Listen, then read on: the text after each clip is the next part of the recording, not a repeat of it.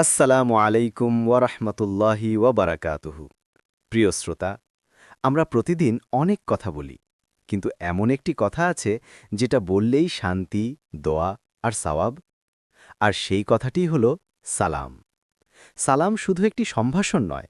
সালাম মানে আল্লাহ আপনাকে শান্তিতে রাখুন, আল্লাহ আপনাকে নিরাপদ রাখুন।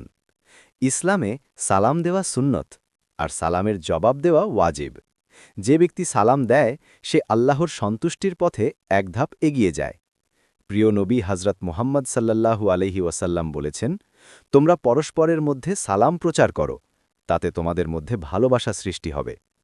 আপনি কি জানেন, আসসালামু আলাইকুম বললে 10টি নেকি, ওয়ারাহমাতুল্লাহ যোগ করলে 20টি নেকি, আর ওয়াবারাকাতুহু যোগ করলে 30টি নেকি পাওয়া যায়। সুবহানাল্লাহ! শুধু একটি কথায় এত সওয়াব। সালাম অহংকার ভেঙে দেয়, মনকে নরম করে, আর মানুষে মানুষে ভালোবাসা বাড়ায়। ছোট বড় সবাইকে সালাম দেওয়াই ইসলামের সুন্দর শিক্ষা। রাসূল সাল্লাল্লাহু আলাইহি ওয়াসাল্লাম আরও বলেছেন, তোমরা সালাম দাও, মানুষকে খাবার খাওয়াও, আর রাতে সবাই ঘুমিয়ে পড়লে নামাজ পড়ো, তাহলে শান্তির সঙ্গে জান্নাতে প্রবেশ করবে।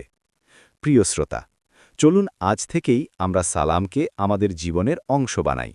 ঘরে ঢোকার সময় সালাম দিই, বের হওয়ার সময় সালাম দিই, পরিচিত অপরিচিত সবাইকে সালাম দিই। কারণ সালাম হল শান্তির দোয়া, ভালোবাসার বন্ধন আর জান্নাতের পথে একটি সুন্দর আমল। আসসালামু আলাইকুম ওয়া রাহমাতুল্লাহি ওয়া বারাকাতুহু।